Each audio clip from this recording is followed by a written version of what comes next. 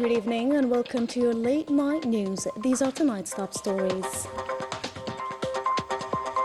With the aim of strengthening Algerian-Nigerian cooperation, Sonalgas launches field inspections for a power plant project benefiting its Nigerian counterpart, Nigelec.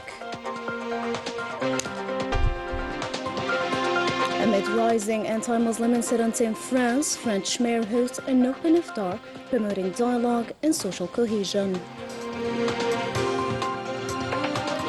And in Jilfa, the newly opened anti-cancer center transformed patient care, making treatment more accessible.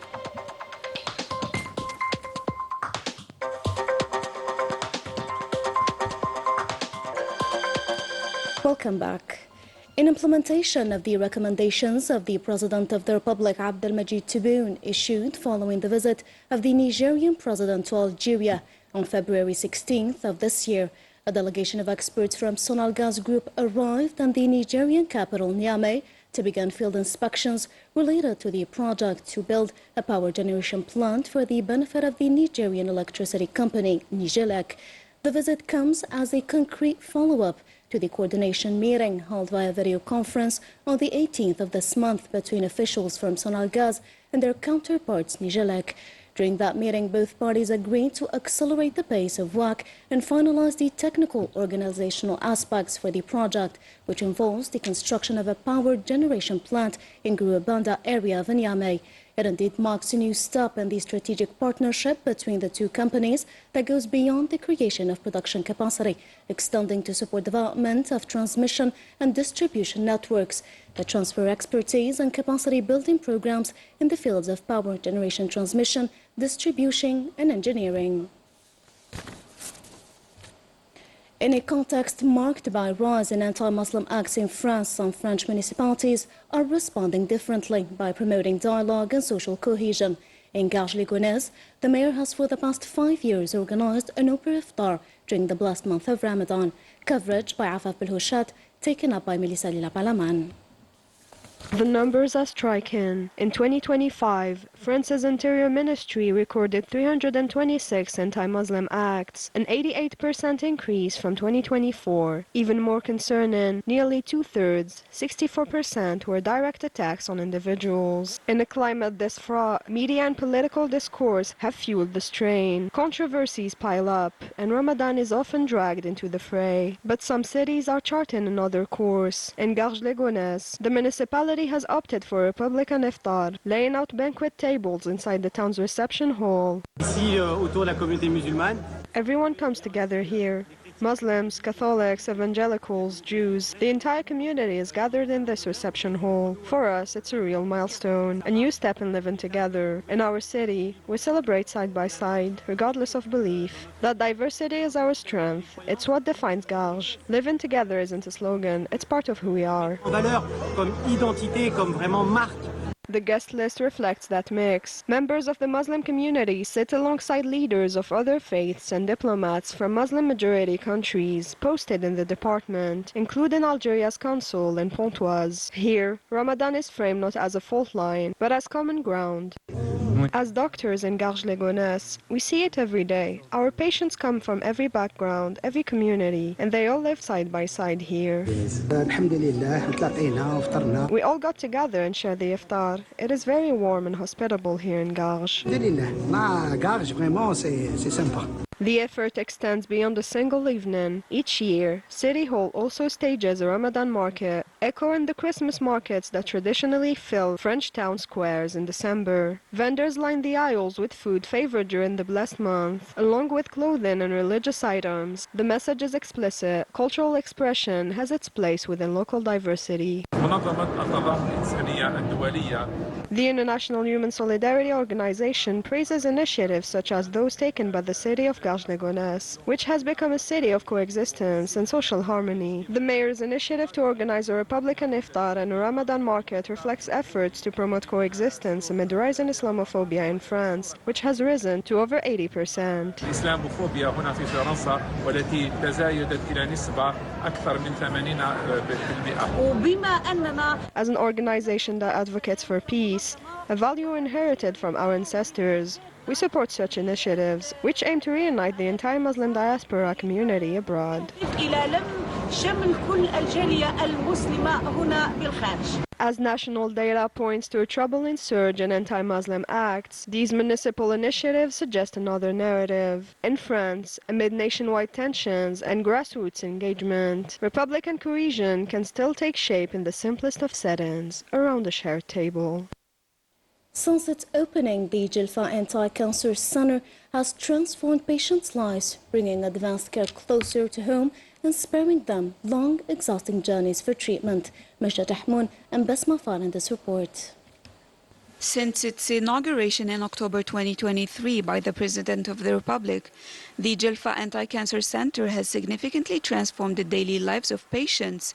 Receiving no fewer than 80 patients per day, the center has greatly improved access to specialized care, sparing many from exhausting journeys to major treatment facilities elsewhere in the country. We are very well taken care of. I am gradually recovering and the doctors are there to ensure our follow-up. This center is truly a blessing for us. My mother is ill. We are following her treatment at this anti-cancer center. The services provided here are of great importance to us. We no longer have to travel to other provinces to receive medical care. Equipped with modern medical technology and advanced digital system, the center now meets demands of complex oncology care. Moreover, last month, a rare and highly complex surgical procedure was performed there for the first time by its medical team. We perform surgical procedures here related to oncology surgery. These operations are the backbone of the hospital and its activity, as they make it possible to provide curative treatment to patients. Currently, we carry out an average of 5 to 8 procedures per week, and patients are recovering and healing. The center provides multidisciplinary care through several specialized departments, including inpatient oncology, hematology, and the pathology department, and the blood transfusion center. The hematology unit receives between 25 to 30 patients daily from Jilfa and neighboring provinces. As part of the 2026 program, a nuclear medicine department will soon be opened to treat patients suffering from thyroid disorders. With more than 30 doctors on staff, the center aims to further expand its team of specialists and open a pediatric oncology department before the end of the first half of 2026. Advanced laboratory science in Algeria is turning samples into data through high-tech analysis, supporting industry, quality control and environmental protection, while strengthening the university's strategic role in national development. Melissa Balaman. In the lab's muted calm, every move is deliberate. Every precaution matters. Here, samples are transformed into data. At the core of this scientific mission, cutting-edge chromatographs dissect matter at the molecular level, isolating the smallest chemical components, from organic compounds to the most sophisticated pharmaceutical formulations. With this system, we quantify the substances present. We then use mass spectrometry to go further. It identifies each molecule by reading its mass.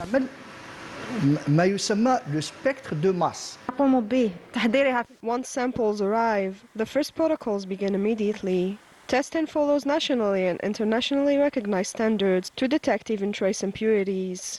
Researchers and engineers continuously refine innovative analytical methods, backed by a powerful integrated digital platform. Through their expertise and laboratory services, they support industrial partners, ensuring product quality and full compliance with international standards. Our analysis span multiple specialties: pharmaceuticals, biological substances, and environmental monitoring, particularly the study of pollutants. The research professor in the technical laboratory plays a central role in the pharmaceutical field. He supports the chromatography unit's engineers, coordinates testing, and guides teams through every stage of the scientific process. Today, Algeria's universities are no longer confined to academia. They have become strategic engines, driving national industry forward. Algeria is making its mark in the global textile and ready-to-wear industry, backed by a thriving investment climate and a growing international confidence. Basma Far. These clothes proudly display the Made in Algeria mark, reflecting a deliberate economic strategy backed by a strong political support and industrial firms aiming to expand exports in both ready-to-wear fashion and textile sector. I have established a production unit in Azazga that manufactures children's clothing. Our products are designed to meet international standards and we aim to export them to neighboring countries in the near future. I hope our products gain national recognition, achieve widespread popularity and reach a strong level of marketing success. At this exhibition, the products showcased have achieved remarkable progress in quality, design, and local content, reflecting Algeria's commitment to diversifying its economy and boosting exports. We have marketed our Algerian products across Africa, the European Union, North America, Canada, South America, and the Gulf region. We are now embarking on an ambitious project to further expand this network. We have succeeded in attracting international brands to create an integrated economic ecosystem, and what you see here is the result of this strategy. This confidence strengthens the country's position on the global map of textile and ready-to-wear manufacturing within a favorable and stimulating investment climate.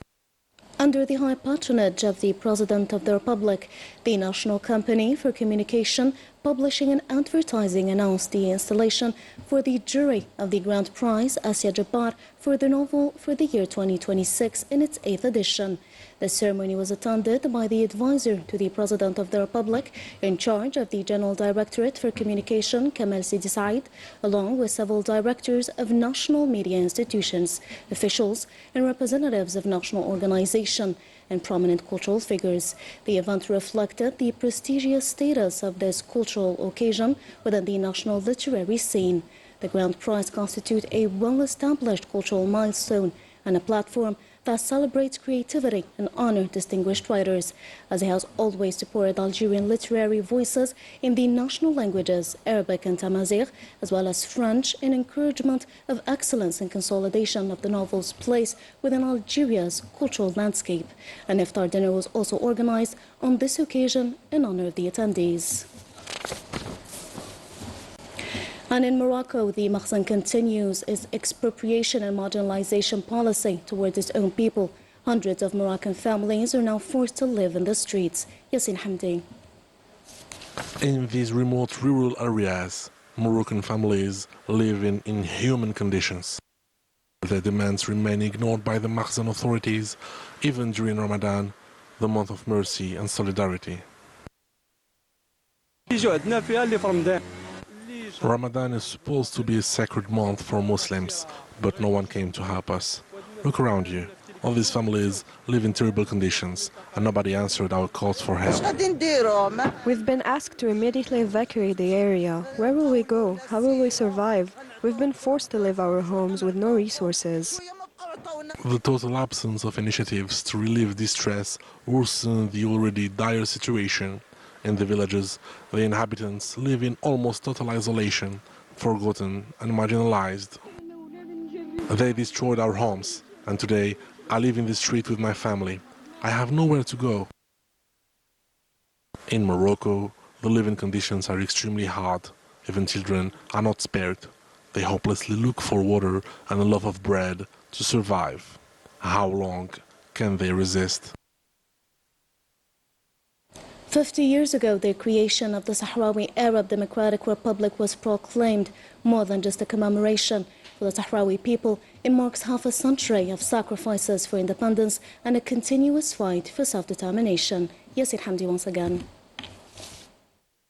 In a joint statement following a press conference held in the Basque Country, the participants agreed on the necessity of a fair referendum, reaffirming their support to the Sahrawi cause against the Moroccan colonization and the right of the Sahrawi people to self-determination. The Sahrawi cause is our responsibility, and we have to take seriously the freedom of the Sahrawi people and their right to self-determination. The position of my country won't change because the Moroccan colonizer continues its violations against the Sahrawi people. Thanks to the fight of the Sahrawi people through time, The cause gained the sympathy and recognition of several countries and international institutions, such as the European Court of Justice, that stated that the Moroccan occupier has no right to exploit the Sahrawi natural resources. The 29th Congress of the Spanish parliamentary groups called on for the end of the Moroccan occupation in Western Sahara and for the recognition of the Polisario Front as the only and legitimate representative of the Sahrawi people. While the Sahrawi people continues its fight, political and humanitarian solidarity movements express their unwavering support to this fair cause. From all of us here, thank you for being with us. Good night.